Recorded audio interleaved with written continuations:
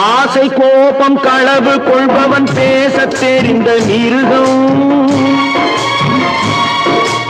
அன்பு நன்றி கருணை கொண்டவன் மனித வடிவில் தெய்வம். இதில் மிருகம் என்பது கள்ள மனம், உயர் தெய்வம் என்பது பிள்ளை மனம்.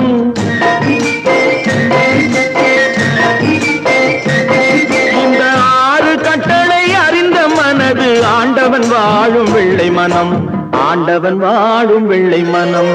6 மனமே 6, அந்த ஆண்டவன் கட்டளை 6. தேர்ந்து மனிதன் வாழும் வகைக்கு தெய்வத்தின் கட்டளை 6, தெய்வத்தின் கட்டளை 6. 6 மனமே 6, அந்த ஆண்டவன் கட்டளை 6.